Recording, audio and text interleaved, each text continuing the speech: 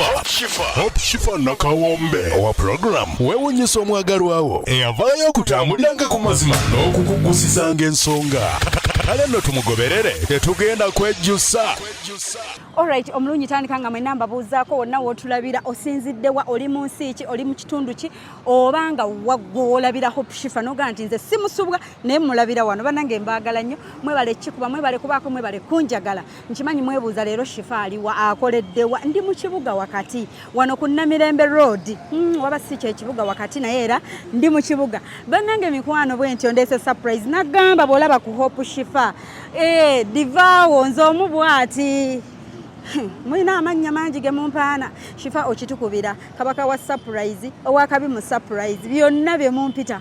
Alright mikwano mwebale kubaako bwentyo mbajjukiza nti oyita ku 0782 10 15 69 oba noyita ku 0702 56 21 57 naye nga kambanjulya surprise yonnaku olwaleero kuba mutakula emitwe Shifa ni gwalumbye mu kibuga wakati ate leero Shifa kati ate tukutaasa emiggo bagenda kukubira mu tawuni mugwano nabagamba oba batukuba oba bikife twasayininga ku surprising abantu nakubeebaza nakubasiima.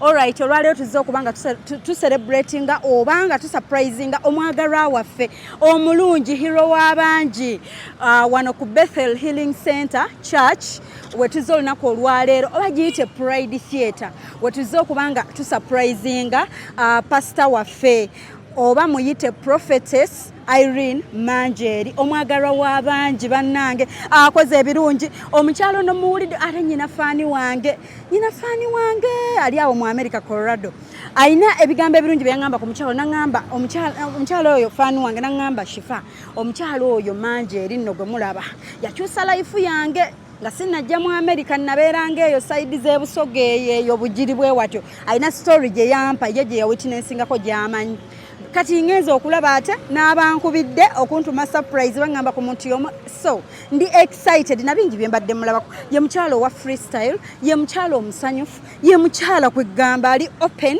so nange kenyini anyumira I like her ways ate njagala nnyo nekino nti someone can look beautiful and pretty naye nga ali mu Katonda bano abantu abalowooza omanyi bannange ffe mwatutama okubanga buli kirungi mukiwa sitaani avuga emmotoka ennungi yalabika yagwa mu nnyanja bannange yalabika Illuminati oyalabika asinza mizimu ina abantu abalungi nga Pastor Manjeri nga bo bali mu Katonda naye nga she looks pretty she looks good she's ever smart naye nga bannange alina okuteeba mugenda kati muli awo mugamba ne kati ne Shifa kati ne pastor agenda mugamba muneeteeba surprise gyeva naye nga mikwano mungoberere tuyingire mu church abantu batandise dda batuuse dda baabo bapakinze dda batuuse mungoberere tulabe bigenda bitya anaateebaani kinaamusanyusa oba kinaamunyiiza nabagamba gye mbandaga simanyi mbeera bwenaaba naye nze bwengisanga bwenjibawa because this is a reality show.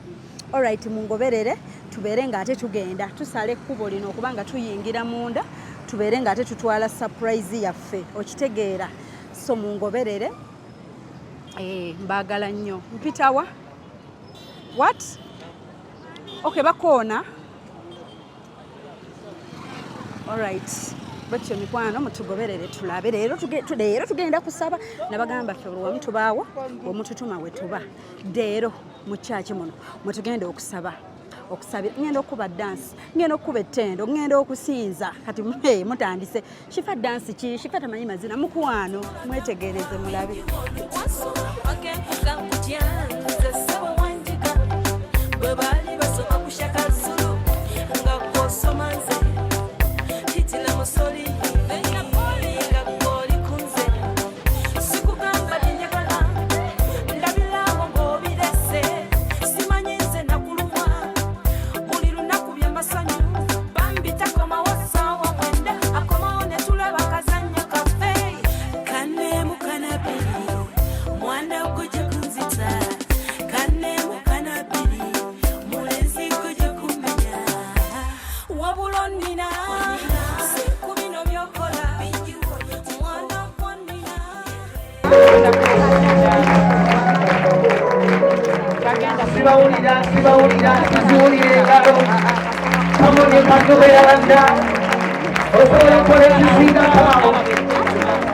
tukubireko omwoyo mutukuvu engalo nawe wekubireko engalo kubanga okuŋŋaanye bantu bangi bakyajja abantu bangi bali mu kuoba kyajjamina kati gwakedde mu nyumba ya Mukama webale wekubireko engalo nga njagala kwaniriza abantu ng'olina obujulizi abantu batono ng'olina obujulizi yanguwako olinnya wano katuuti oba ng'olina obujulizi katubaanirize kuba engalo ng'olina obujulizi. It is a testimony time.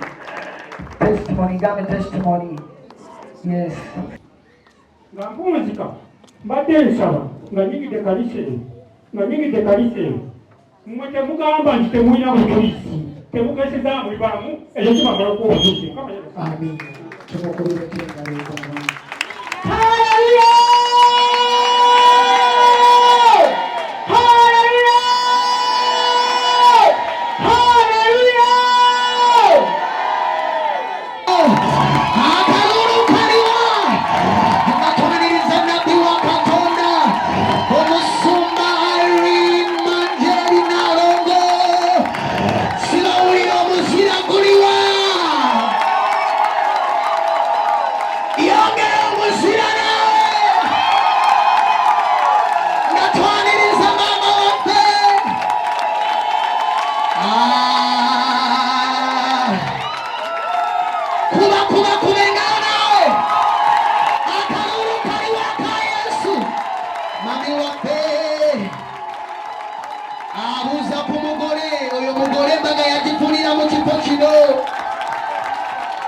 Embaga yagifunira mu kifo kino era maama waffe yakola nnyo n'akola nnyo nga bwe kisoboka embaga etambule bulungi. Yongera engalo n'enduulu.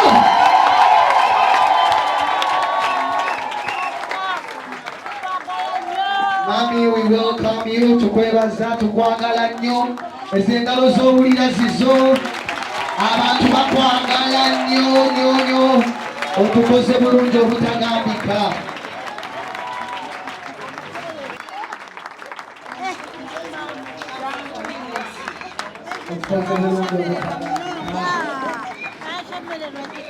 Abalema batambudde ku lw'omulimu gwa maama bannaye tumwongere engalo. Abantu bangi bagaggawadde ku lw'essaala z'omu kifo kino.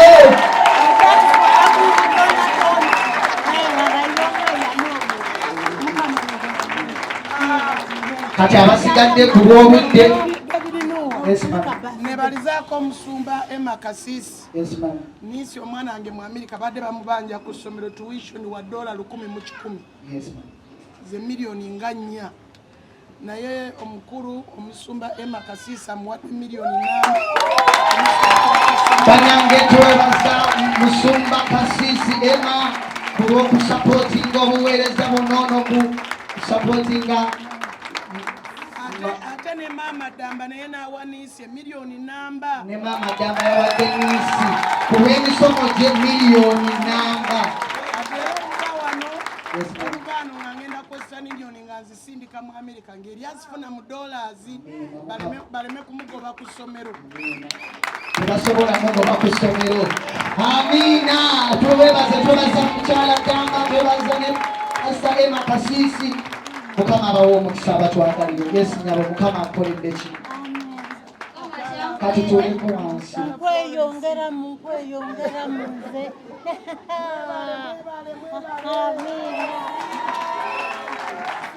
Emyaka kati 5 mwena. Mami yawezezza emyaka 5 mwena agamba 5 mwena ate akyanyirira nnyo.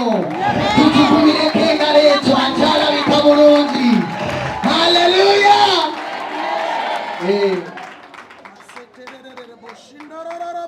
Yes, kama kyangolede bosi wange nangoba sawa mwenda z'ekiro n'omwana omuto ng'alina mwezi 6 neŋŋamba Mukama neera ngenda ddayo mu sipiti nensula wawere olunaku lumu Mukama n'aleeta omukwano gwange bayita Marion asaabira wano aŋŋambye nti Fiona jamu tugenda osaabira wa Pastor Irene Manjeri ne mugamba nze simanyi kyaki nampa transport ne tujja wano.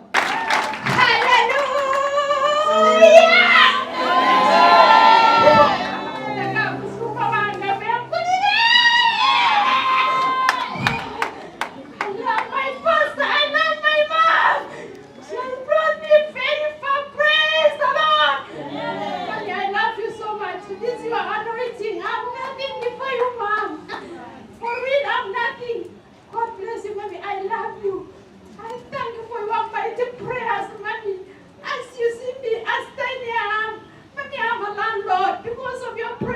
landlord.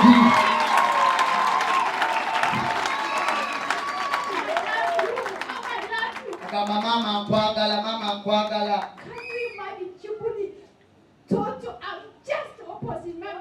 Osobola okumanya mama nti nno nze ninanye ndi opposite Toto. Is there where you built?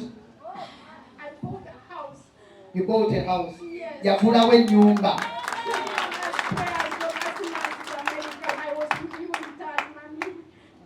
I love your words. Many years ago, you have something you used to tell me. You said, whenever I feel like sleeping, I just sleep. I pick those words. It has worked for me, Mom. When I want sleeping Kapchorwa, Mommy, I want to sleep in my house. Wayagala okuweba ke Kapchorwa agenda neyebaka mu nnyumba ye teyeezimbira eri Kapchorwa. Afuna ssente nga z'abalandiroodi. Bw'agenda n'e Masaka era asula mu nnyumba eriye.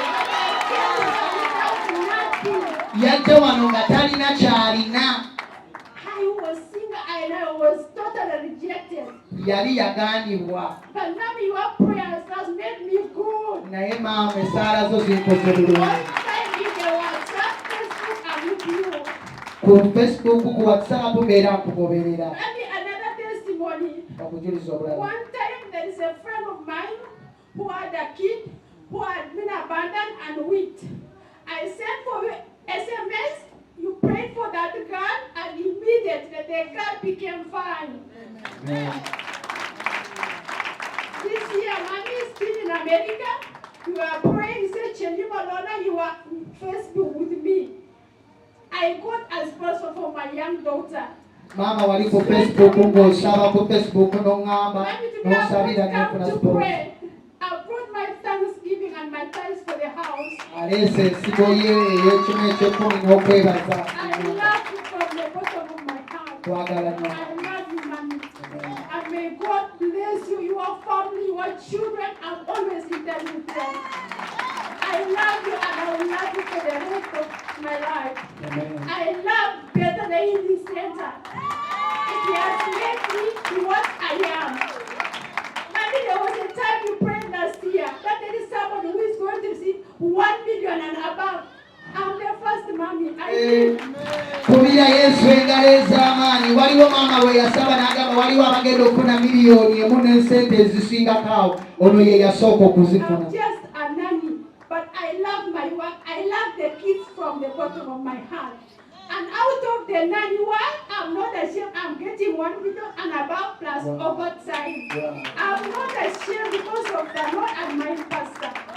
She has made me good. I'm proud of you, Mommy. God bless you, child. Banaye tukubira omwoyo mutukuvu engalo ez'amaanyi. Nawe wanike emikono gamba I love Bethel Healing Center. Baliwo abajagala naawe gamba I love Bethel Healing Center.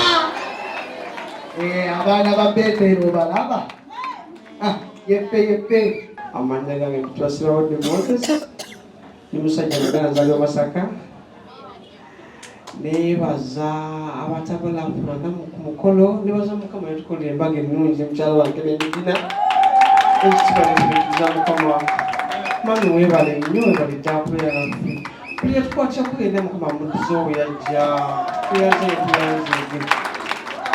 ono muganda w'e Masaka ayogeza gonjerwa ate akyali mugole katugira tumuleka emizimu tujja gigoba olulala ati bakyali muhane muno bakubireko engalo naawe balabe nno webakumba mukwateko mpolampola abakama banange naawe Mukama akusanyusa yimirira ku magulu gogambe Mukama nange nsanyusa.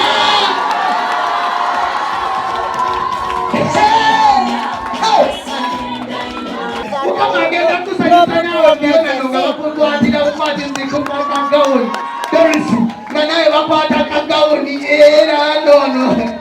Haleluya! Ate abamu mukama agenda basanyusa mu birala. Abazungu bakabidde gye babulidde nga mmotoka eremereddwa okuba bapangisiza Uber. Nabadde njagala mbasindikire Engineer Jessica Nayigemba baleete ku Sheraton kati ne bakola mistake ne bapangisa Uber kati neebula. Kakati nga time ya Sheraton eggwako bakabye nga bantegekedde ebirabo. Abazungu nga bagamba we are supposed to be there, this woman brought us to Uganda. Naye singa bangambye ng'obudde bukyali nandigambye Engineer Jessica Nayigemba ebya Sheraton n'abireka n'agenda n'atambula nabo n'ensigaza Janet Bira. Kati ye feve eri mu kifo kino naawe ogenda nayo mu linnya lya twasanga nga ku layini mmaliriza gamba maliriza. Abazungu tubadde nayo mu crusade eyaleese emitwalo gy'abantu ewakawaka. Abantu bwe bawulira ekigambo wakawaka tebamanyi gye kiri mu Uganda. Wakawaka eri ku Lake Shores ya Lake Victoria eri ku nsalo za Kenya ne Uganda. Abantu abamu abaze mu crusade yaffe babadde bagira ku maato nga abantu balinnya amaato kubanga amagye ga UPDF gaggalawo omwalo tebabakiriza kuvuba byennyanja tebali bavuba obuto obutanabiika kati ng'ennyanja ya Lake Victoria eweddemu ebyennyanja naye ng'era barisikinga obulamu awali emmundu ezibatunuulidde ne bagira ku maato. Banange crusade yajjudde abantu nze sibadde naakubeera wano badde ngenda kubira musuma kasisi mugaye buulira naye neekakabye neezija ate ne munsurprisinga mwebale kutegeka kyaki sibadde nawakujja wano n'olugoye lwenyambadde abaana abo ba Honorable Janet Bira ba Esther Nayigembe ba Engineer Jessica Nayigembe be bandungulidde mu birthday natuuse ku Sheraton nga ndi mu lugoye lulala ate lwe nagiddemu mu Sheraton waliwo yalungulira ku birthday eri eyaggwa yalunona nattaka yalugula $2,000,000 kati lwe nabadde nzigiddemu abaana ne balunyambula ate ne bangulira luno lw'ettaka ekano lulungi nnyo kati muwala wange omulongo Nisi Nakato oyo ayomba nti maama ebya Sheraton bireke ebibuuzo nina okukola ebibuuzo bya medical school. Omwana yayombedde ku ssimu n'agamba mami I'm telling you I have a deadline. I have to pay $1,100 is $1,000,000 nga nnya so that I don't miss my classes. Kuba ekintu kyasoma kitwala myaka ate alina graduate okufuuka sajjoni omwana ng'omulongo omuwala kyasoma mu America kiringanga Professor Gilbert Bukenya former vice president yasoma kati wa graduatinga ajja kuba akola emirimu nga Professor Gilbert Bukenya gye yasomerera kati jo yabadde ayomba ku ssimu n'agamba teba kutwalawa ebya Sheraton bireke ebya birthday surprise mami nina deadline nina okusasula $1,000,000 $1,000,000 mu 10 ze $1,000,000 nga nnyo za Uganda. Kati ate bwe yalabye nga ba Engineer Jessica Nayigembe ne Janet Bira Diana Byogero Esther Nawegulo bangulidde olugoye luno ate n'akyusa manyi kanyiiga naye kanyiigulu ku kabango n'agamba mami that dress after you wear it put it in the dry clean keep it for me when I come to Uganda to celebrate my graduation in Uganda my American graduation I want to wear that dress. Kati n'olugoye leero lwensembayo okulwambala kuba nduterekera mwana wange mu America leero lwensembayo okulwambala lwebangulidde ku birthday.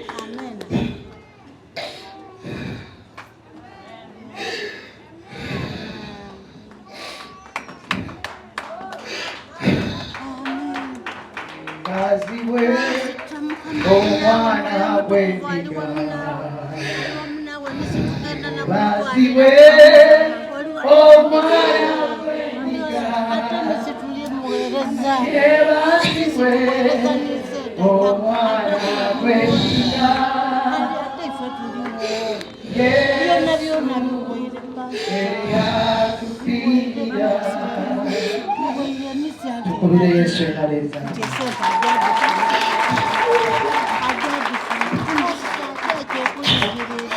Munsonyi okwenterruptinga obujulizi nze saasoma nze Irene Manjeri saasoma nakoma mu kyakuna ekyomukyalo ate nakisoma nga nina envunza n'ensekere mu mutwe nga maama atukuba emigo okulima kasooli tumutunde tufune school fees mulembe gwa Miini n'ogwobota yensonga lwaki nawezeza emyaka 54 naye omwana wange yaŋati mama nterekera olugoye olwo bwe nzija Uganda okwebaza Katonda nga maze okugraduate nga ndwambale era ntegeeza abalungulidde mu graduation ku Sheraton nti leero twesembyeyo kulwambala luno lugoye lwa niisi nazaayo abaana bange mu Amerika nga ndisikinganga nga ntute eddala lyakukkiriza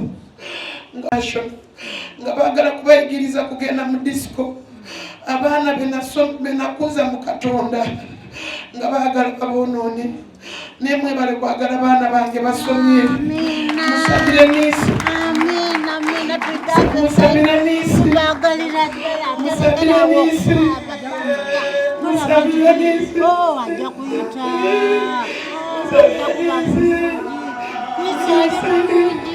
niisi afune ekibuuzo sirina niisi mukobere emirimu nti nisi tukuweereza niisi afune ekibuuzo sirina nina obuvunaanyizibwa bungi ne bwe mbeera ne miliyoni 5 ku akawunti mbanga sirina tuzimbye ekkanisa yenkana Namboole abaana bange niisi ate twemerera niwe pasita tuyimirira naawe tulimirira niwe pasita ate oliweka buti nisi tumulufiji titujja kulwayo zigenda nina obuvunaanyizibwa bungi ndabirira abantu bangi mpeerera abaana bangi omwana wange yayombedde ku ssimu nga ndi ku Sheraton katono keeke nnema okusala onalebo gyalitibira bwe yampise ku kitundu katono keeke nnema okusala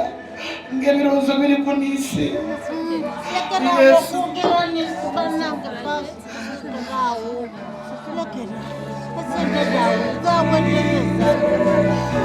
mwebaze Mukama kati obanza olwedde ntayire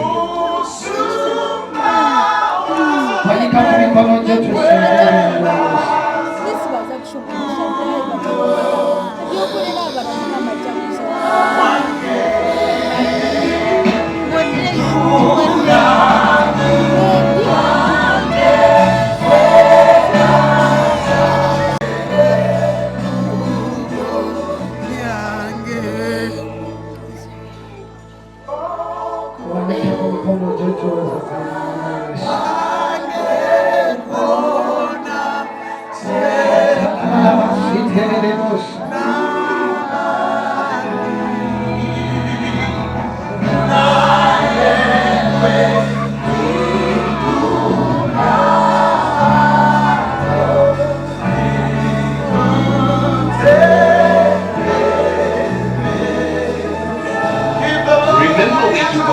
Mubira Yesu engalo ez'amaanyi. Tusaba omusumba asabye oluyimba olwo baluddemu. Ffenna tuyimirire tuwanike emikono mu bbanga. Saba baddemu oluyimba olwo nga Apostle Grace Lubega luyimba mwagala nnyo mukyala we Nicolette.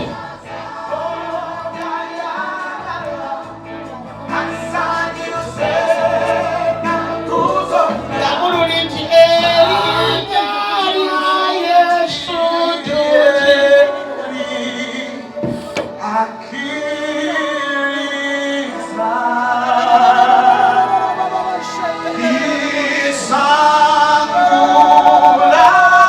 mazigane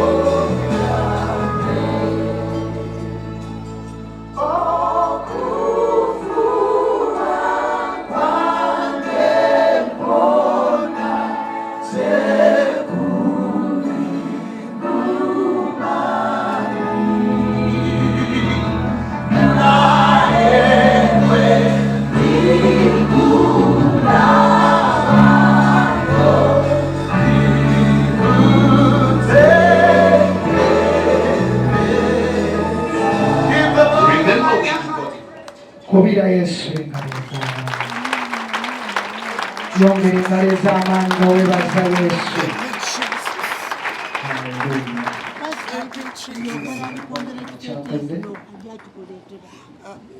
Haleluya. Kama yabazwa Uganda. Amanya n'eddoboozi nalumusha miimu. Mukama yanyongerako erya Naalongo.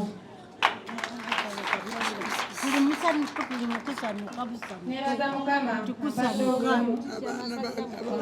ate nga zeena ajja nebaza ne Mukama abakuumye nga munyirira bannange.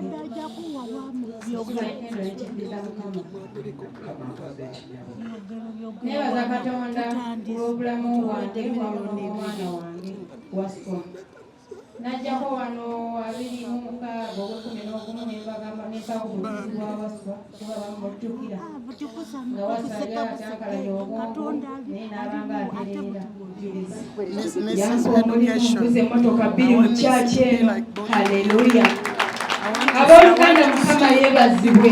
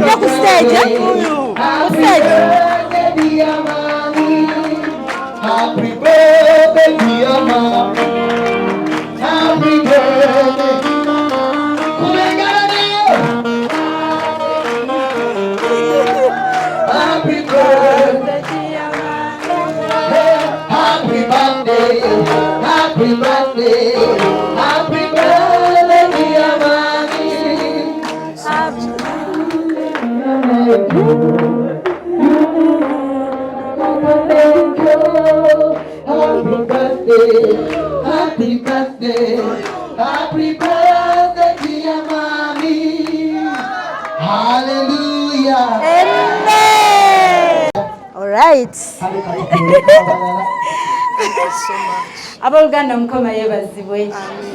Bannange nsinkanye ku mulungi wange the beautiful my role model who didn't love to be in 50s ng'afaanana bw'ati.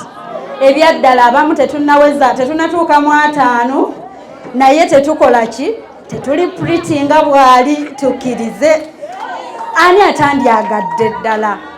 So nkwebaza kyensookera ddala ate neebaza Mukama yeebale kukuuma ate yeebale kukyusa nsi b'okyusizza bangi by'okoze bingi obedde hero mu bulamu bw'abantu bangi abamu abatayinza vaayo ne boogera naye boogerera eyo ffe ne tuwulira. Bene nsaba mbeeyanjulireko waliyo amanyi ani nzaani. Okay. Oh wow. Oh my God. Nange mbadde nkulaba ku TV. Nange mbadde nkulaba ku TV nga ngamba oyo omuwala omulungi. Luli kyalumuze na mukadde Manjeeri ne mulabako. Okay, bannange mami tukwagala nnyo. Muyimirira mukubireko engalo.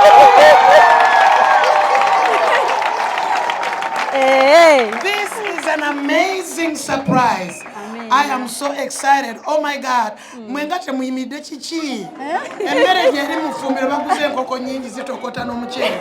Bannange Mukama nga mulu. Amen. Ekiseera kyo. Webale kujja. Kale mami. Ng'okoze erinnya mu ggwanga.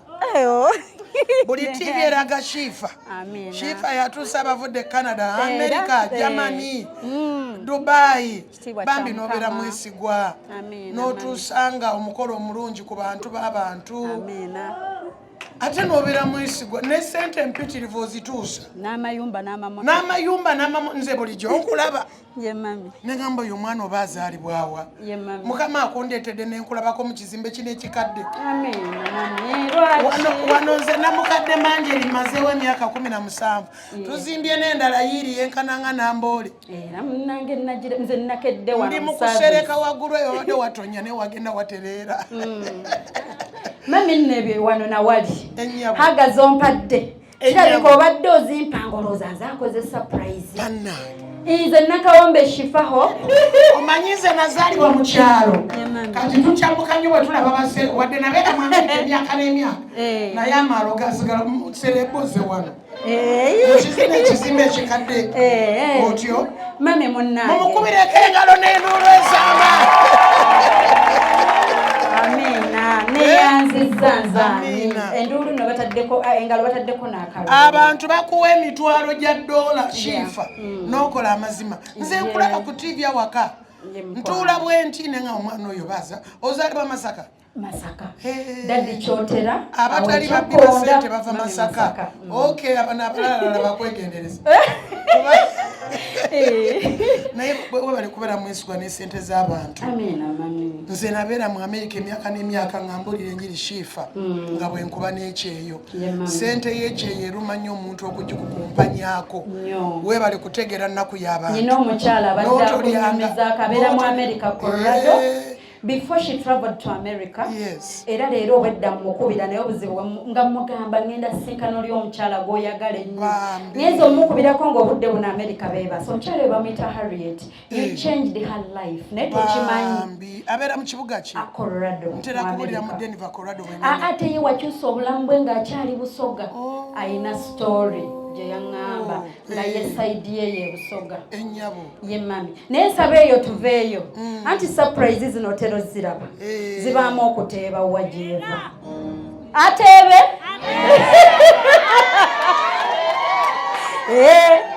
Oyina okuteeba mami ani g'osuubira. Nandeetera ku Hope Shifa. Nyina emmotoka y'ebirabo ebweru mami. Toyina kye waalabye.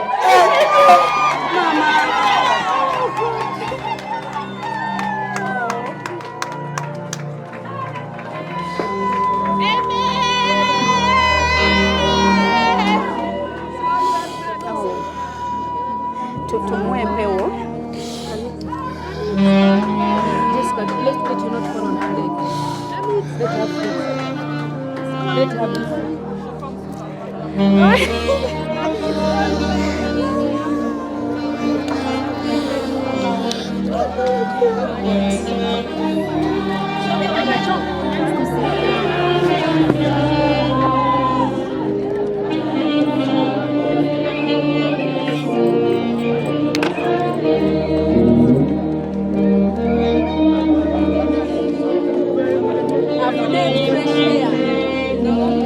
Sabatu tusembereko afune fresh air. Yes.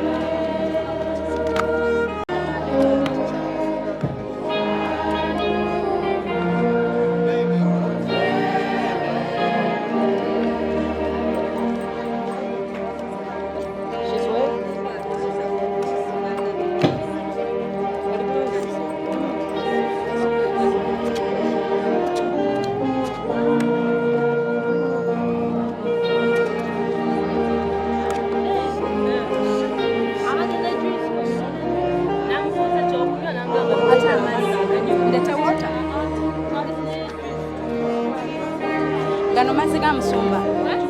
Amazzi ge gabadde anyoga. Ge gano?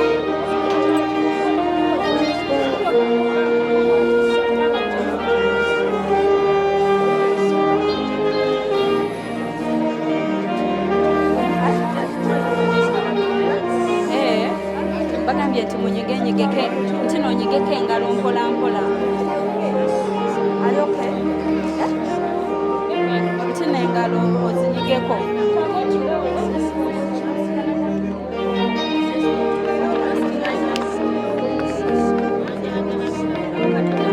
Let her get some water. So that she can get some water. I'm ready for she can get some water.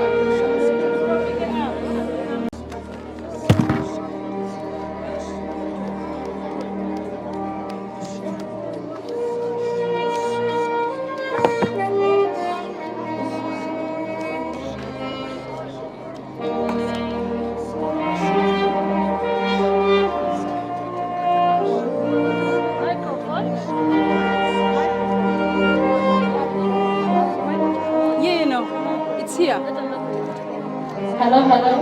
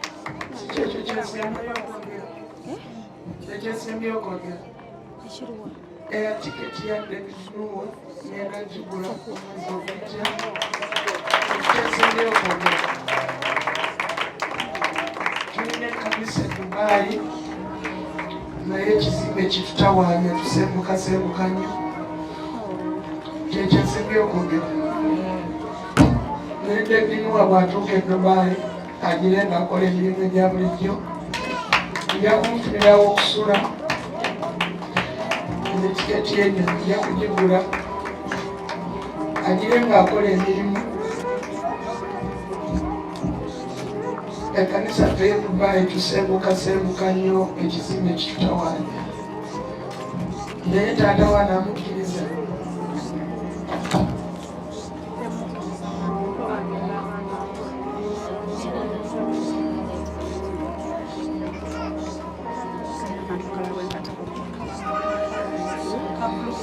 Kano black, kano.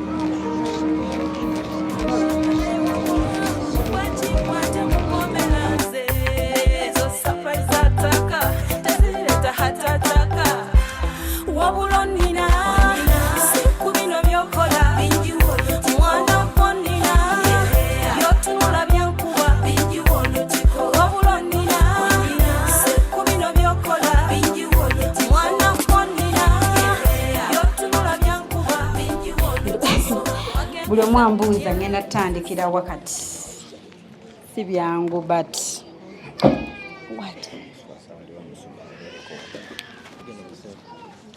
so mukama mulungi nti atuwulira waali she's somehow better naye nga situation ne condition eyo musobola ogitegeera wabaawo embeera omuntu bw'asanyuka ennyo ne buba buzibu omuntu bw'anyiiga ennyo ne buba buzibu naye nga I've had some cases kubanga oberera abatera olaba show zino incident eno twagifunako era Entebbe Garuga somewhere waliwo wekyatuukawo embeera bweti naye nga tukyebaliza Mukama surprise we twabadde tulaga nga tugenda mu mbeera y'okumanya surprise yaffe gyeva nange omuntu ankubira simu mba simumanyi people just trust me olina kwenaga Shifa munne kankutume naye nga tolabye kwani akoze eki akutumye nange leero neesunga mumanye omuntu gwe mbadde njogera naye ng'ate ne gwaŋŋambako mwagala nnyo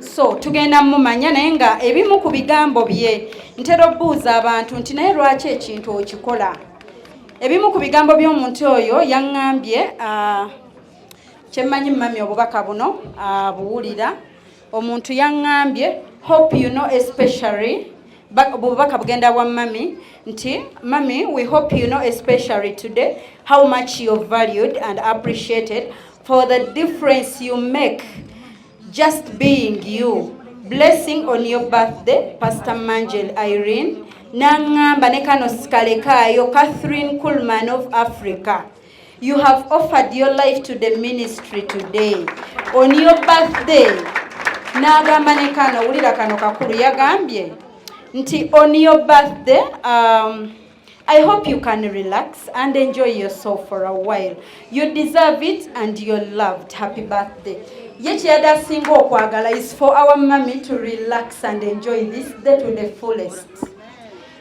n'obulwadde obuze tebugenda tulemesa era tusaba she's going to enjoy olunaku lwe to the fullest ng'omuntu ono bwakyagala kati munzikiriza nkube ku ssimu eno tulabe gye tutwala kuba nange siina bwe mugamba nti kati mami eyantumye ye gundi mwami mukyala ali bwati naye kankube ku ssimu eno tulabe eyankubira ngena kuba ku ssimu ku namba ya ssimu gye nnyina ndabe omuntu eyankubira essimu naŋŋamba about this day atubuulire obubaka bwe lwaki yakikoze and everything alright kale katukube essimu tumanye naye nga mwebale nnyo kubaawo twebaza mami waffe atukuŋŋaanyira n'atugatta n'akyusa ku bimu bye muwuliddeko ebirungi n'akyusa abantu bangi abato n'abakulu abavubuka abakyala n'abaami era nga bamusiima so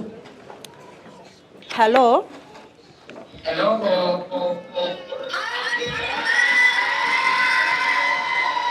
ono muntu omu oba bangi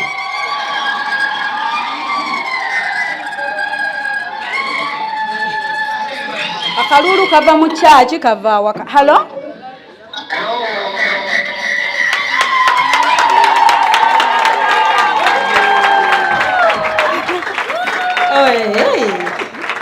okay mubirabye surprise mwagikoze kati emitima gibakuba mutidde mulabe kati bamulaba wano leero kambanjulire abakulira enkwe beba bantuma abankubira ne baŋŋamba ku mami waffe omulungi so mami atuwulira musooke mumuwa obubaka bwe obusooka with a song right batidde dda obwedda beesunga ebweru kati emitima gibakuba kamukirabe kyempitamu obudde bali bagamba mami anasanyuka oba ali mu modo ki tuteekawo kuba performa bamuyimbiremu bamuyimbire kayimba kano bamukole bwe wajja nalingiza atunula atya kati asimayirinze hey alright katufune performance esooka egenda ewa mami nga naye part of the surprise as we are getting this performance tiimu yange munkoleko mugire mulete ebirabo byaffe naye mukozese eddakiika emu please alright nga abalala batuwa performance namwe abaleeta ebirabo olubituusa mubisse wano mwegatteko tweyanze you need a microphone kama yebaziwe.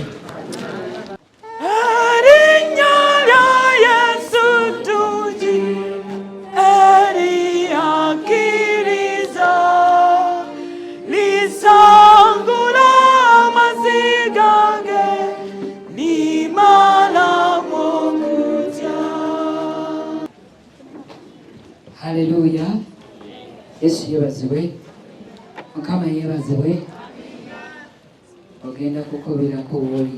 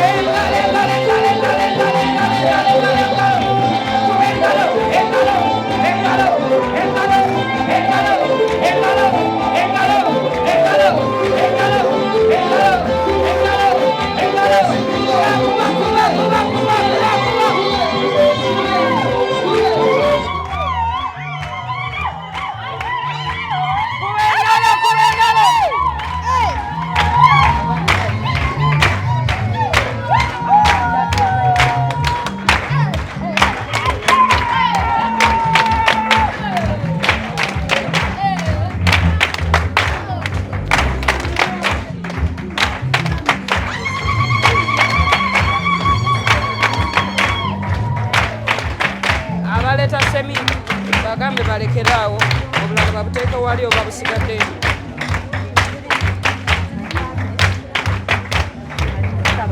Obulala babuteeka wali wabweru awo. Kale bamuleta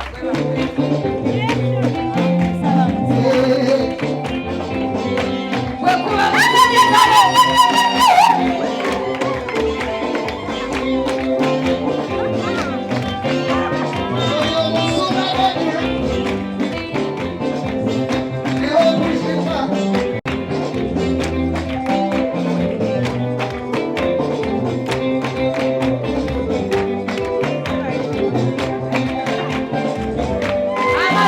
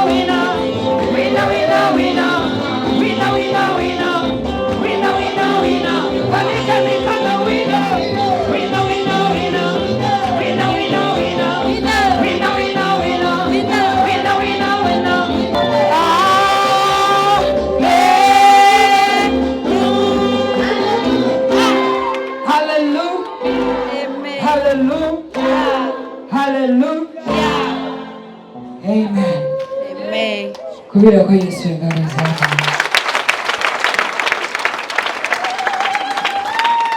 Mukama yeebazibwe. Amiina. Bino bye mulaba wano leero fe abayimiridde wano tulinga eddoboozi ery'abantu abangi. Mukama yeebazibwe. Tuli ddoboozi erya Bethel Healing Center. Abantu mama waffe baasumbye era baasabidde okulaba ng'obulamu bukyuka era ekyo tukyebaliza Katonda.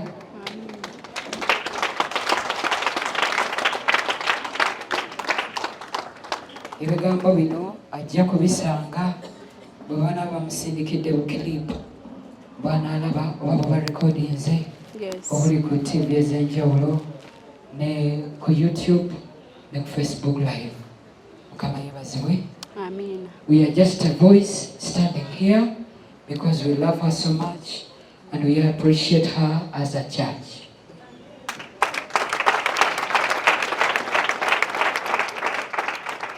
Eddakiika eno twagala okwebaza n'omukyala Shifa bwe twamutuukiridde ebadde mwangu. Nabo weebali nnyo, weebalire ddala, naffe bulijjo tukulaba bulabi nga okyalira abantu ab'enjawulo ne tugamba naffe leero kakibeere ekyenjawulo mu nnyumba ya Mukama ku lwa famire ya Bethel. Ekitiibwa n'ettendo tubiddiza Mukama era tubiddiza Katonda akumye mama waffe nga mulamu ate n'amuwa okanyiriro beauty at 54. We thank God so much. Mukama yeebazibwe era tusaba nti Katonda mukuume amuwangaaze ebbanga lyonna. Yesu yeebazibwe. Era twebaza Katonda ku lwa famire ye eyamuleka okuweereza Katonda. Osanga yandibadde mu America n'abaana naye n'asalawo byonna n'abireka n'ajja n'atusanga mu kifo kino ate n'atuweesa omukisa. Ekitiibwa n'ettendo tubiddiza Mukama. Era tusaba Katonda amuwadde obuvumu n'ekisa n'amafuta ku bulamu bwe ng'asabira abantu bangi obulamu bwabwe ne bukyuka. Tusaba Katonda nti n'obujulizi buzaalibwe ne mu baana bazaala naddala Nisa agenda okukola ebibuuzo. Tusaba omukono gwa Katonda gutambule wamu nabo. Naye zo surprise ataka tazileta hatataka ondinanze okoza birungi kyenda sorry I mean ebirungi rwenda kulugumi kuwadde rwenda olw'obulabo bw'okumukumu bw'otona busurprise ekisooka wantegera kuva ku kagere mpaka ginkoma ky'okumwanono mbadyawo naleta olw'obukoyo butuuka omwanono nayiwawo mugwakikwate mupomera nze ezo surprise ataka tezireta hatataka wabula nina siku bino byokola mwana wonnina byotunula byankuba wabula nina siku bino byokola mwana wonnina byotunula byankuba wasoma wagenkuga nkutya nze ssebo wanjiga bwe baali basoma ku Shakazulu nga gw'osoma nze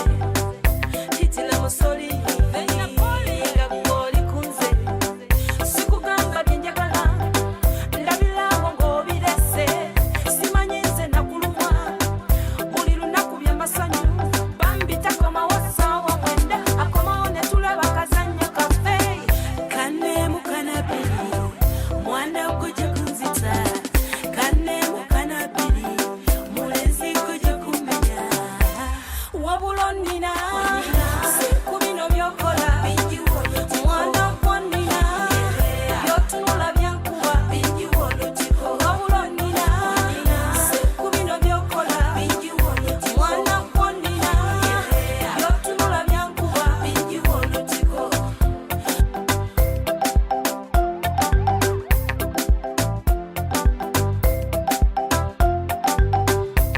mujja munnyambe mumbuulireko bwe mba mwika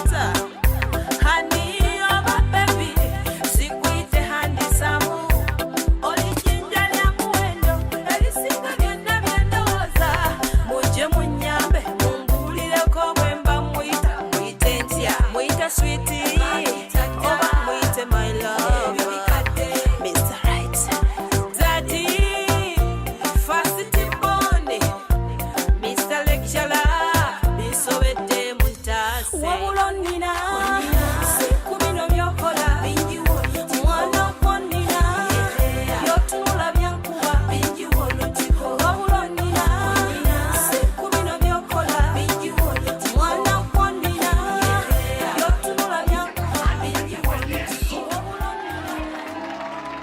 nandi bale nakudukagamba naye tumanyi wajja okajja osaba obeera na yesu buli kaseera mukama yeebazibwe so amaanyi gaffe n'obukumu bwaffe jesus gamba jesus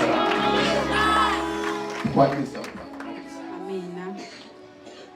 Tweyanziza ebigambo ebyo musumba n'obujulizi ne story gy'otuwadde ku bulamu bwo eri so inspiring. Kyemmanyi nti n'abalungi abatulaba ku programu yaffe yaweewunyisa omwagalwawo surprise your loved one ng'abamu batulabira ku Baba TV, abalala batulabira ab'ebulaya batulabira ku YouTube channel yaffe yaweewunyisa omwagalwawo surprise your loved one. Kyekimu ku Facebook weewunyisa omwagalwawo. No. Mami kanzire wansi ndabanga abakwesimbyeko. Kanzireko wano. So twebaza Mukama ate akongedde amaanyi n'obuvumu n'ojja n'otuula wano. Tumwebaze Katonda. Oh, you are a strong person, you are a strong woman.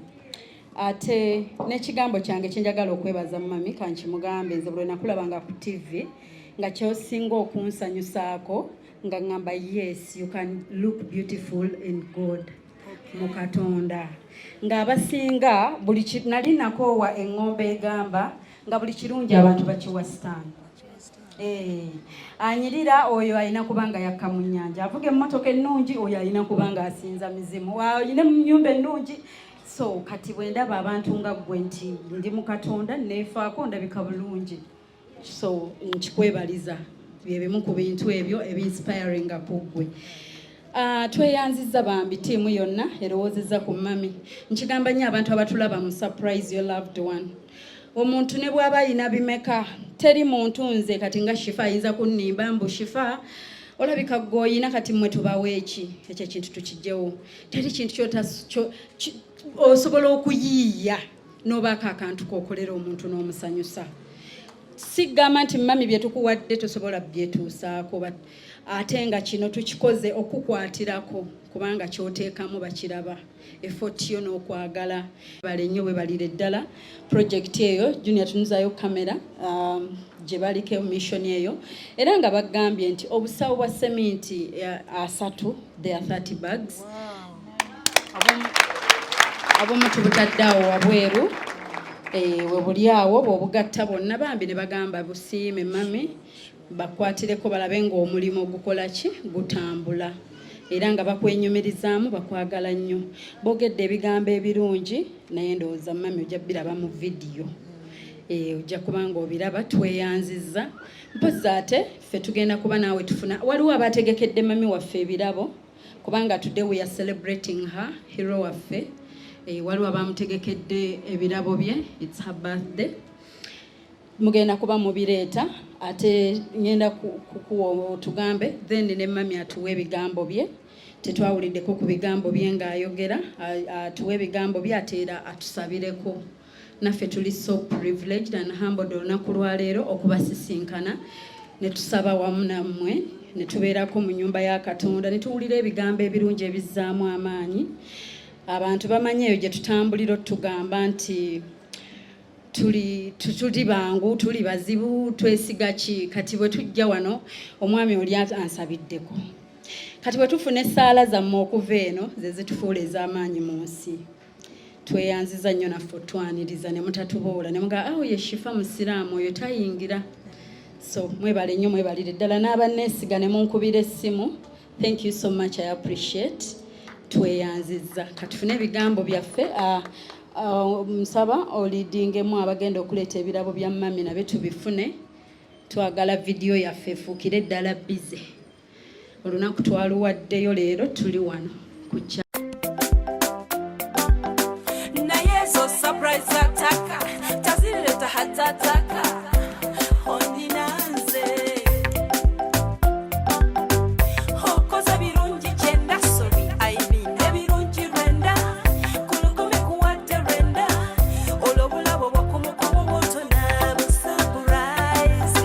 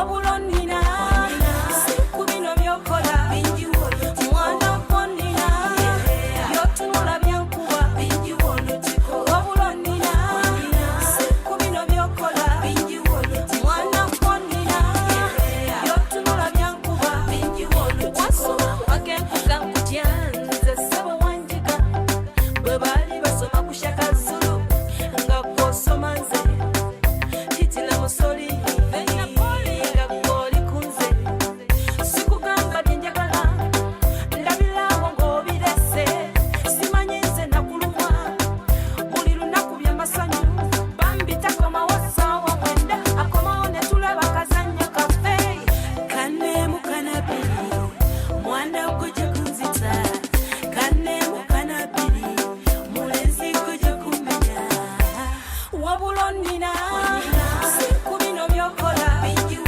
mwana wonnina by'otunula byankuba wabula onnina ku bino by'okola mwana wonnina by'otunula byankuba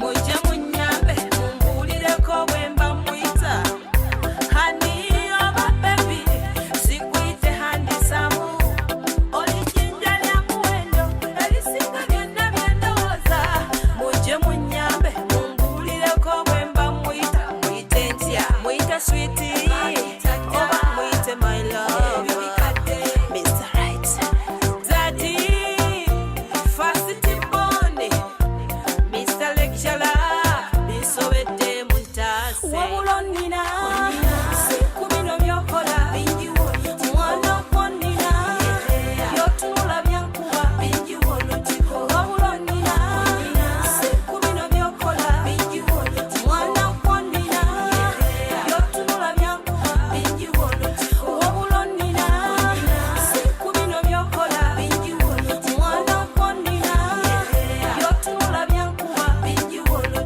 wabula onnina ku bino by'okola mwana wonnina by'otunula byankuba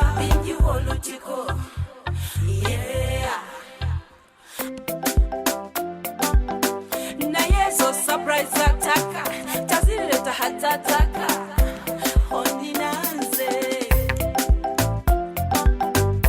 okoze birungi kyenda sobi ebirungi lwenda kulukumi kuwadde lwenda olw'obulabo bwakumukumu bwotona busapurize ekisooka wantegera okuva ku kagere mpaka gyenkoma ky'okumwanono mbadyawo naleeta buno bugoye buntuuka omwanono naye wowo bugwakimpwate mupomera nze ezo surprise ataka tezireta hatataka wabula onnina ku bino by'okola mwana wonnina by'otunula byankuba wabula onnina ku bino by'okola mwana wonnina by'otunula byankuba wasoma wagenkuga nkutya nze ssebo wanjiga bwe baali basoma ku Shakazulu nga gw'osoma nze hitila musoli nga gw'oli ku nze sikugamba bye njagala ndabirawo ng'obirese simanyi nze nakulumwa buli lunaku by'amasanyu bambi takomawo ssaawa mwenda akomawo ne tulaba kazannyo kaffe kanneemu kanabiri mwana gujja kunzita kanneemu kanabiri mulenzi gujja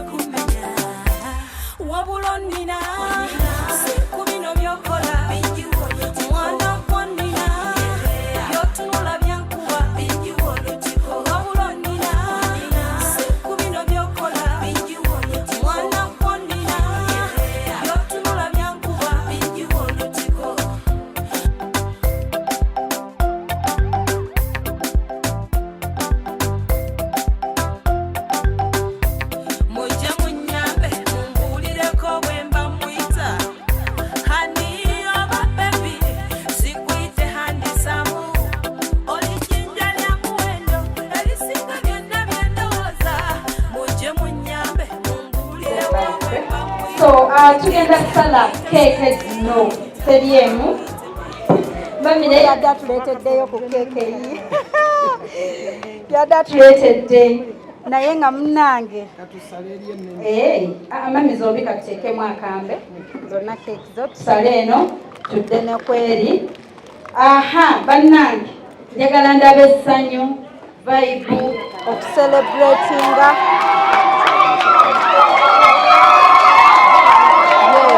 eri omwagalwa waffe kasooka asale keeki then tuyalyoka ate atuwe speech atuwe ebigambo bye birungi atusabireko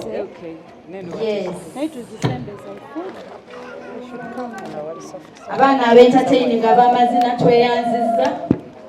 tweyanzeege fe abamu byagaana ebya dansi era nabadde wali we nasookedde okukola intro mu luguudo leero ngenda kusaba okukuba dansi bafaani bange bakimanya amazina gagaana kyokka gwe oba owulira wenyenya nnyo naye bw'omalya vidiyo n'obiraba ogenda okulaba effort gy'obadde oteekamu nga tobiraba alright tugenda okay nange wanje maama ndakuyigiriza okukkirira ng'ozirira mukama omanye emirundi gye bakanjigiriza era naawe nzijeyo nnyo ag'omubuto ate obuzibu bw'abano bemazze tukuba nabo dansi oba kano wakakakoppa okayige nga bakyusa bagenda ku kalala kyekisinza okukola obu alright tubutakuleko busobole okwaka mangu tubutakuleko bannange omulungi waffe our princess, our queen, our pastor.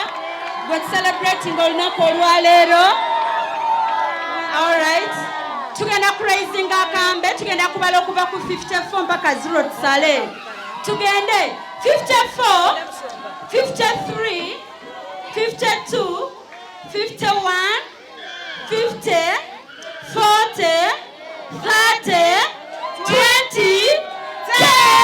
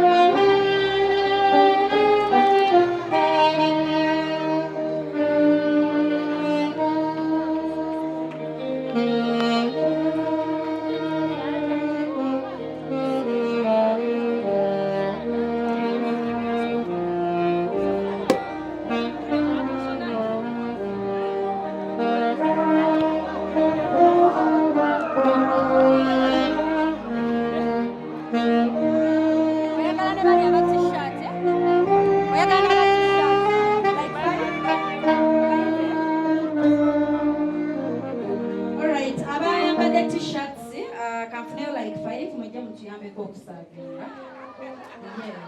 Yes. Ebyo bye mwagala. Alright.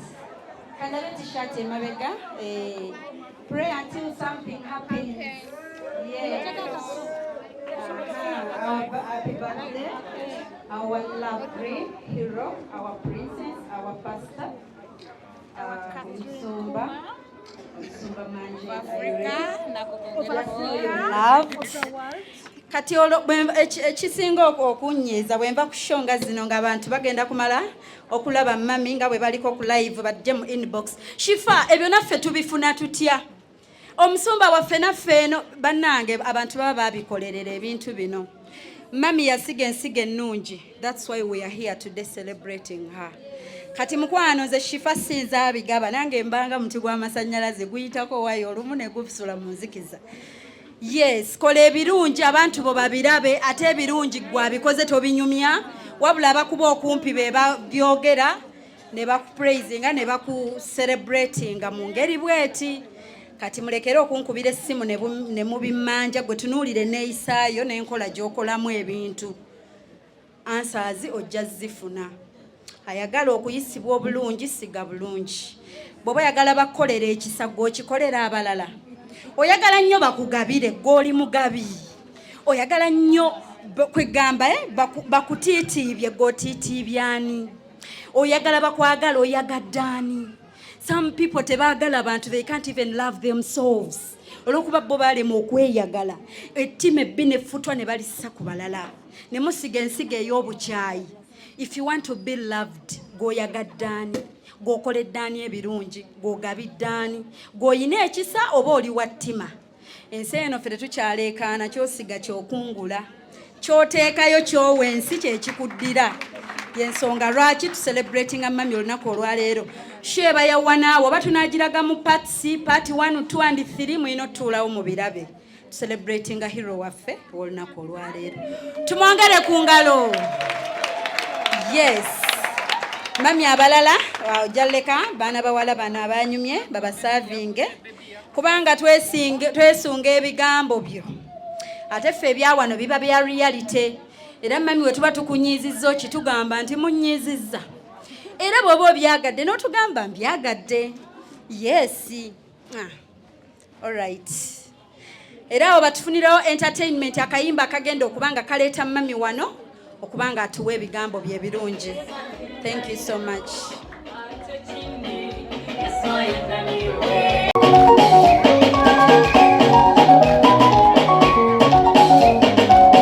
Hallelujah. Hallelujah. Nimira ku magulu g'okubira ku Yesu. Hallelujah y'amaanyi. Hallelujah. Hallelujah. Hallelujah. Webale nnyo omwoyo omutukuvu, mwebale nnyo bannyabo ne basabo tuleko wansi.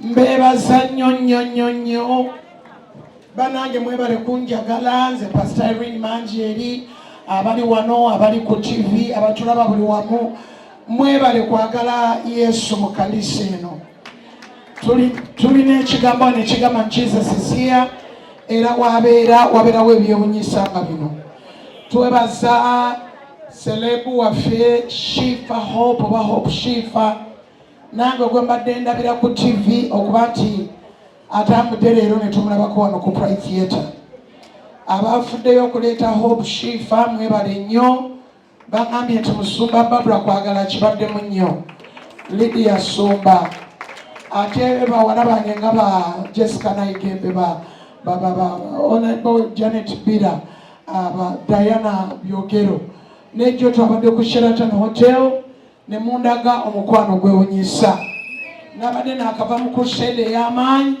eyabadde Waka kiri kumpi ne border ya Kenya ne Uganda Bugiri district mailo nga 13 okuva e Kampala tubaddeyo n'abagenyi okuva mu America abazungu mwabalaba wano era nga bakoze omulimu gwa ttendo tubaza Reverend Joe Kakwood, Reverend Dr. Joan Hunter twebaza Katonda olwa Pastor Charlie Peters abajja okuva mu America betubadde nabo wano ne bujiri mu bukuŋŋaana ne waka Pastor David Boone mukyala wa Marian Boone tubaledde omukisa gw'abangi gamba nti amiina.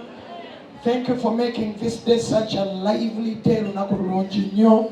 Mbadde ncommunicatingako n'abaana bange mu America kubanga abaana bonna nabazaala mu America okusoma for further studies. Abalongo ne Isaiah and they were like, we wish we were there. Hope Shifa is so famous. Abantu bamulaba ku YouTube channel ye ate bamulaba ne ku TV. I think Baba TV mu biseera bya COVID we twali tugabira ennyakawunga ng'abantu babonaabona mu Kampala n'emiriraano n'awalala. Nabeera nnyo ku Baba TV nga tuyita n'emmotoka egaba ensawo z'omuceere ez'akawunga enkota z'amatooke n'ebirala bingi ebyetagisa. So I do know that Baba TV batuwagira nnyo okubeerako nga kuliko n'omukyala eyampako ne interview I think bamuyita love. So mwebale mwenna Mukama bawe nnyo omukisa tukubireko Yesu engalo ez'amaanyi. Mutusonyiwa nti obudde buyise naye tugenda kufuba twanguwa kubanga wano waliwo n'emmere efumbiddwa era nsaba abafumbi b'emmere mutandika ogireeta kati ng'enkola yaffe ngenda kwogera ebigambo bitono nnyo abantu batandika okulya tubasiibule bagende kubanga enkya lunaku lukulu lwa Mother's Day ate abantu bakazaayo abaana mu masomero so ebyokola balina bingi tetwagala kwongera kuluyisa bantu mu kifo kino. Essanyu limpitiddeko nnyo. I didn't expect it. Mbadde mu up country nenkomawo nga nina fatigue nga ndi mukoowu ate nentuukira ku Sheraton nga abaana bategese birthday surprise ey'amaanyi kuganadde ndaba ngulwadde kyabadde kinene ekimala naye newunyiza ate okukisanga ne ku church. Banange mwebale nnyo tukubireko Yesu engalo ez'amaanyi. Newunyiza nnyo n'okukisanga nawano ku church. Webale nnyo Musumba Kasisi Emma ayimiriddewo n'oweereza Musumba Emma wooli Musumba Barbara wooli Emma omulala kata yali akava kunyonye kata Mukama abawe nnyo omukisa ne Pastor Barbara waali muto wange gwentera okusanga ne muga nti muto wange ng'ate musajja mukulu akomeri n'abaana bakulu nentera omuga nti Musumba aliwo William oyo muto wange nga tulinganga ffenna abava e Masaka gy'ava alabika ava Kyazanga mukyala we mulabi wano. Mukama abawe nnyo omukisa mwebale mwenna ababadde nga muli kyamukisa. Mukyala Damba Mama Damba mukubireko engalo ez'amaanyi olw'okufaayo. Bank manager waffe, she's a manager at DTB Bank. I think the abbreviation is Diamond Trust Bank. Mukyala Olive naye ng'ali wano abadde afaayo yonna nga bafaayo kola nti ndyoke. Everybody patience mwebali eddala aba Florence Rudigo ba Rachel buli abadde afaayo mbalabye mu office nga mwetala nga mufaayo. Thank you for showing me that love.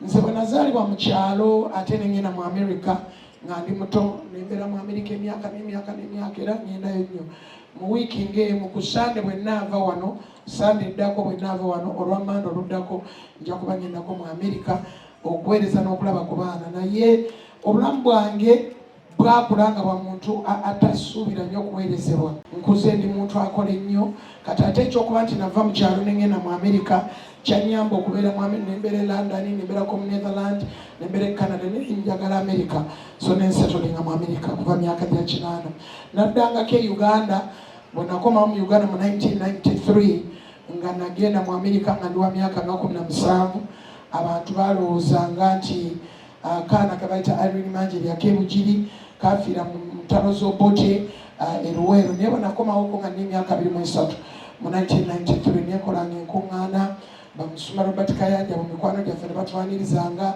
nga mpeereza ku Miracle Center mpeereza ku Victory Mundeba mpeereza wa Pastor Kayiwa naye nga nkola n'enkuŋŋaana mu stadium z'Ejjinja Kakindu Stadium Mugembe Stadium n'eri eka gye nasooka okuzimba ekkanisa ebugiri gye mbadde ndi n'abazungu.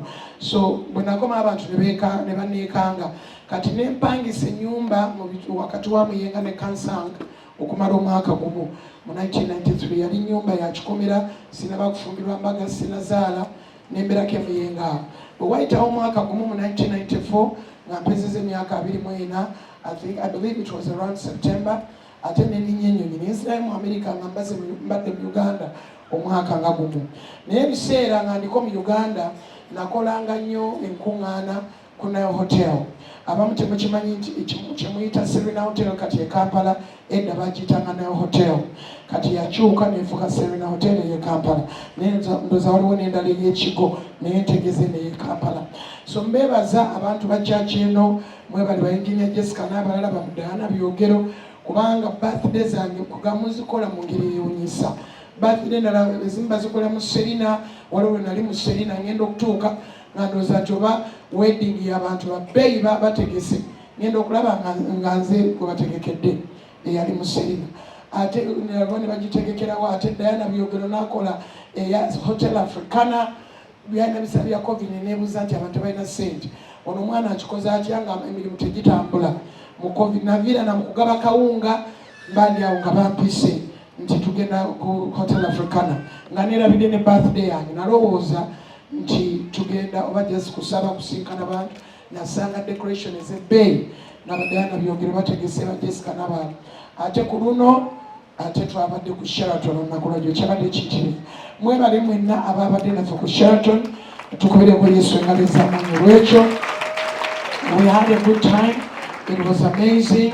Kugamba luwe ekintu nga tukisuubira abazungu ne balajjana nga driver abuze ate bagenda okutuuka nga ate ffe tufuluma Sheraton ate ngaliwo emikono emirala wabaddewo embaga endala.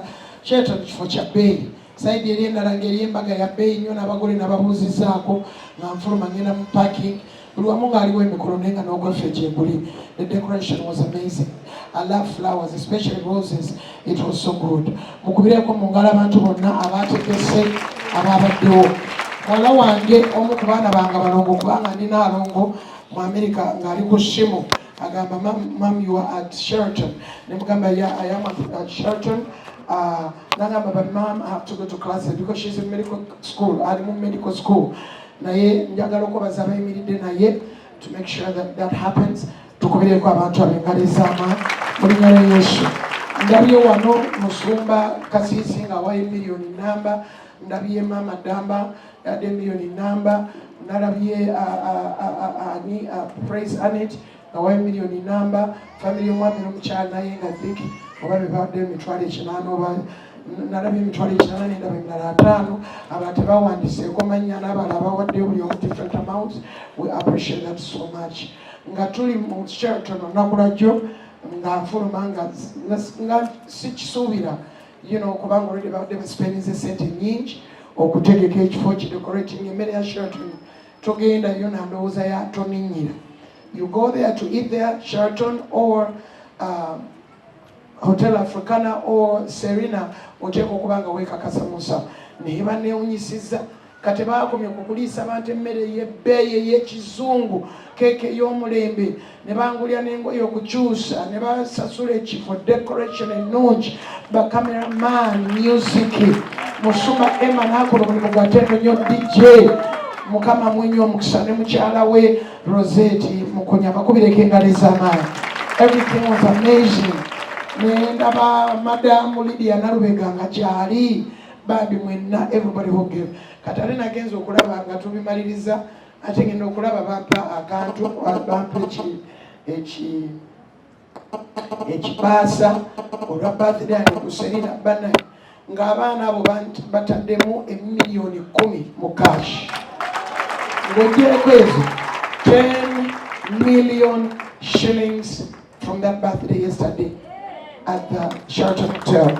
Kubirako Yesu engalo ez'amaanyi olwekyo mbasabira omukisa mbasabira obuwangazi Mukama abasanyuse. Nyirako ku magulu go gamba nti webale nnyo Mukama.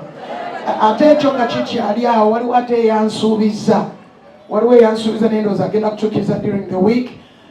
Yagenda nti miliyoni eze 10 ate nga yazibalira mu za dola ng'agamba ayagala azongereko emiliyoni 27 mbuziwere omutwalo gwa dola. Kati ng'ogyeko emiliyoni 10 ezo ate waliwo asazeewo agenda okuleeta emiliyoni 27 mu birthday eweze omutwalo gwa dola. Bw'ogatta emiliyoni 27 ze yeeyamye n'ogatta n'emiliyoni 10 that is 37 million shillings. 37 million shillings, ladies and gentlemen, is equivalent to $10,000.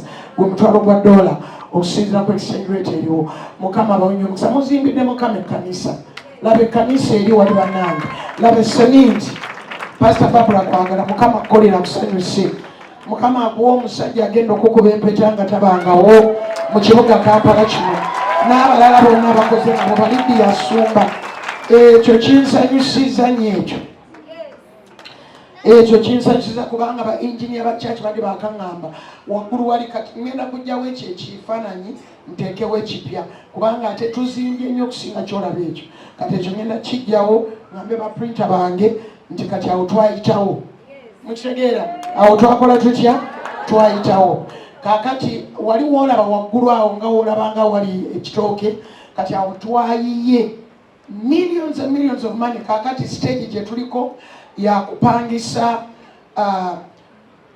concrete mixers muzitegedde ezikolera ku machine bambi waliwo ekyali kyakagwa ku looya mulamba enkumba mukitegedde ekyali mawulire kati ekyo kyenina okupangisa mayinja g'enkokoto omusenyu kakati kyo nekisitula waggulu bwekyo kibeerako ng'omukono kikolerako masanyalaze waggulu awo olwokuba ekizimbe ekyo kinene ekkanisa eri kumpi nga kisaawe kiramba etuuza abantu 2,000 waggulu awo tuyinza ga nti abazimbi wadde bali 100 mbu bakwate ebitiyo tebikola olina kukozesa mashini ng'ozipangisiza nga bwe twakozesa crane lifters bameka nga manyi crane lifters nga kusereka kwaggwa kati nga bamukulu Emma naye nga bazimbiza kalina bamacyenjogerako the crane lifter ebeera motoka nga bolaba zi Sinotrack kati naleetanga 2 naye bwe zijjirako ebyuma biri ebisituka waggulu nebisula ebyuma nebita kyaki eyo esinga Pride Theatre yazimbibwa miti okwo tekuli miti byuma byerere that's a lot of money byuma byerere kakati bookera waggulu nze nzimbye amayumba sipangisa naye bookera waggulu bamekanga kimaite ennyumba ezisinga nebwebera kalina obalaba waggulu nga bakuba ennyondo emisumaali mukimu mabaati siwe kiri eyo ebyo ebimotoka bijja obipangisa ebibiri ebinasiibawo olunaku lumu okubipangisa ebibiri ebisiba olunaku lumu $5,000,000 kubanga wabeerawo ekikyamye baddamu ate ne bakissa ate ne baddamu ne basitula ne bagenda nga barotatinga nga beetegereza kyaki eyo singa twali tuzimba mizigo egy'amabaati agageeja 32 nga gali wali singa twakazimba ekyalo kiramba eriko ne godown wansi offices 11 eriko kalina kakati eyo stage gye tugendako okuba nti okusereka kwaggwa kiri ekya red bw'oba oli mugenyi okusereka kwaggwa agamabaati geji 32 okuva mu factory temuli musumaali bwokya ensereka yo yakwokya buli kimu kyaki bwokya sente mpitirivu naye mwebale tukubire Katonda engalo ez'amaanyi olw'ekisa kyataddewo bwe nakomawo mu Uganda nga mbadde nnyo Bulaaya ate nga ntera ogendayo nazuula nti abannayuganda abamu munansonyiwa okukyogera they don't know how to differentiate amaziga ag'essanyu n'ag'ennaku bw'okaaba balowooza nnaku naye waliwo amaziga ag'essanyu bamagambo okimanyi gyegali bw'okaaba kubanga bambi aba yamanyira okaabirayo mu bizibu n'okuziika aba alowooza okaaba lwa bizibu naye njagala Mukama akkolereyo ekyamagero ne bweribeera mbagayo ekukaabya amaziga ag'essanyu oba motoka yo oba kizimbe kyo oba vizayo ya Bulaaya bannanga abatanakiyiga waliwo amaziga agaki ag'essanyu si buli akaaba nti akungubaga sandyagadde otulowoozese nti wakava mu kyalo waliwo amaziga ag'essanyu nga ne bw'oba weekozeeko kyemekaapu mu maaso omuleka n'akulukuta n'okaaba n'ogaa nti singa si Mukama singa si kabaka haleluya kate mulowoozanga nti buli akaaba nnaku fe abamu Mukama yatujja wala amalala gatukalubiriza okukola ne bw'oba oyambala olugoye lwa millions of money Yesu yasinga makulu wanika emikono ge nti Yesu yasinga ki okakkana n'ogamba Omwoyo Omutukuvu fuga si buli maziga nti gannaku gamba nti amiina abamu bakusekerera njagala kumaliriza mangu bakusekera ne bagamba togenda kusobola bakusekera ne bagamba ensekulenyi naye waliwo mukama kyagenda okukolera banyabo ne basebo bwe ntunulira nnyo esitole ya mukyala Ibulayimu mu bayibuli banyabo ne basaba endabikira nti yalimu n'amaziga g'essanyu kubanga yayogera n'agamba ti mukama nsesesa enseko n'aba n'awulira banaaseka nange. Somebody shout hallelujah.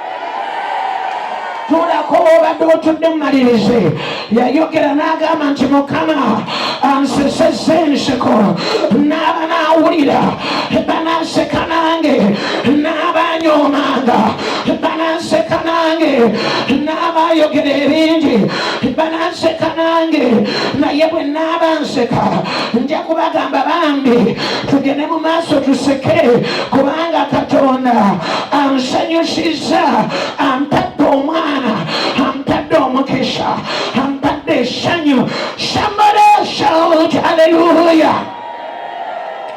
Banyaba ne basaba ekitabo kya Genesis essula 16 olunya olusooka mukyala Ibulayimu amanya ge ye Saara wanike emikono gambe nti Saara naye wano baali bakyamuyita Salai. Verse 1 the Bible says that now Salai Abraham's wife bare him no children and he had a handmaid an Egyptian whose name was Hagar.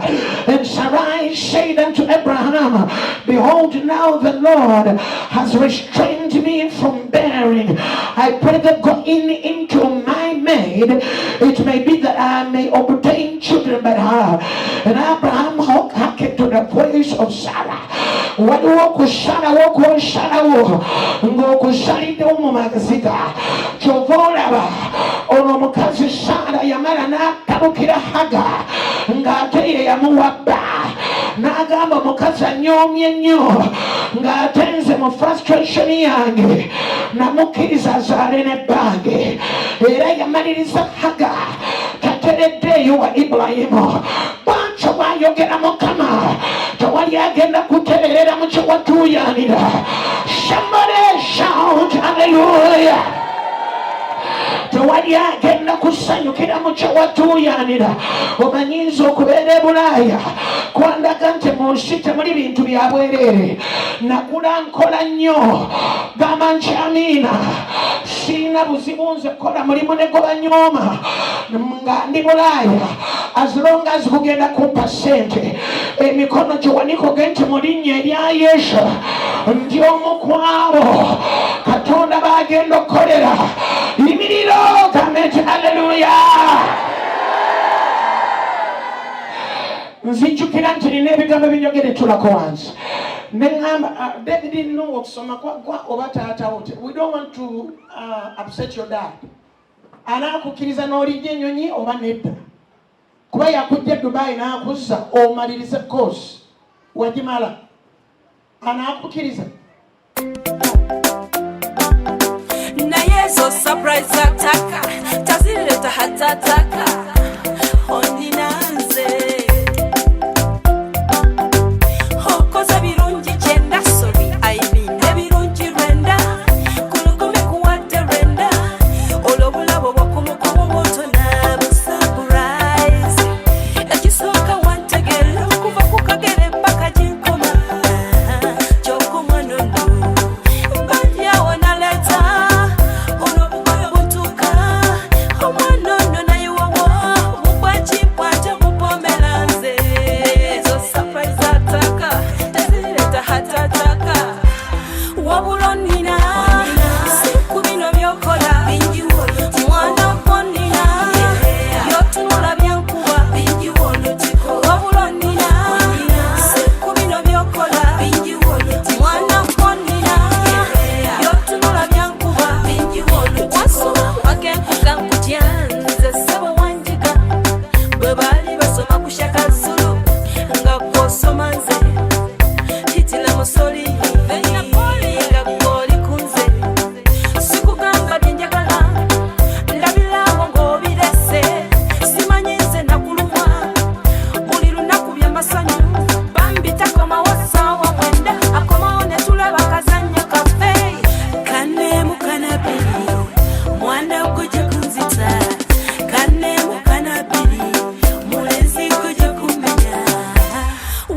wabulonina siku bino byokola mwana kwanina byotunula byankuba wabulonina siku bino byokola mwana kwanina byotunula byankuba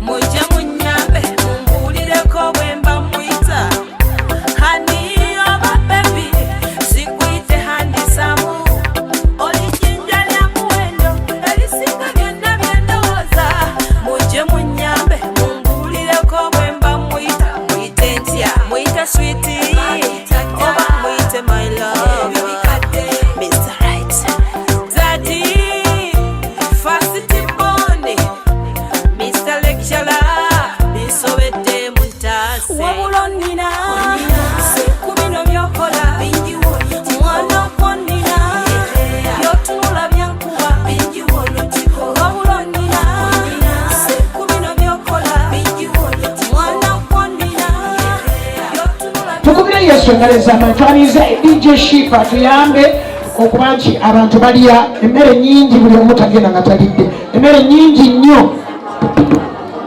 mwebale byonna mwebalire ddala tusiimye nnyo ije tweyanziza abaina abalabi baffe abalungi ababaddeko mwebale kubaako mwebale kutulaba abasubscribinga mwebale nnyo ogenda ku YouTube channel tekamu obuso omwagalwawo surprise your loved one wanje okay number okusangako plus 256 782101569 oba notusanga ku plus 56702562157 enamba zirioko ku screen ng'ocontactinga Shifa abafere bangi abayita Shifa ne bagamba babikolako by'abantu bangi saagala bakubbe enamba eri ku screen eri 0782101569 twongere okusiima abantu baffe nga tubayina tubagamba ebigambo ebirungi bamanye tubasiima again 0782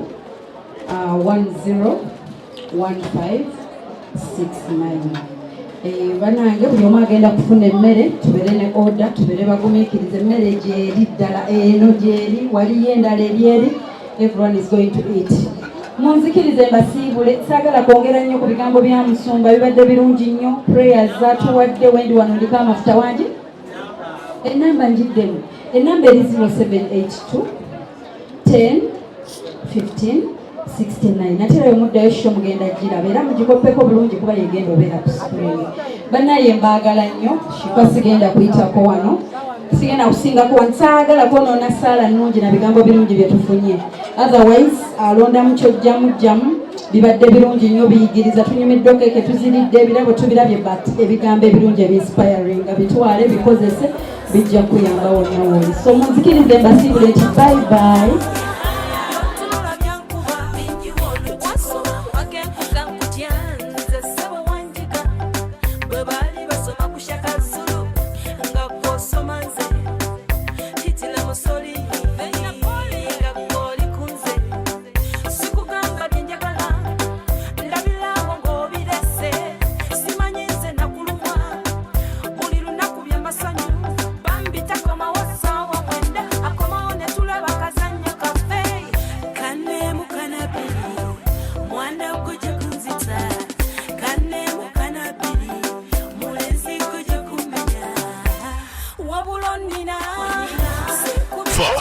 Hope Shifa Nakawombe owa program wewunyisa omwagalwawo eyavaayo okutambuliranga ku mazima n'okukugusizanga ensonga kale nno tumugoberere tetugenda kwejjusa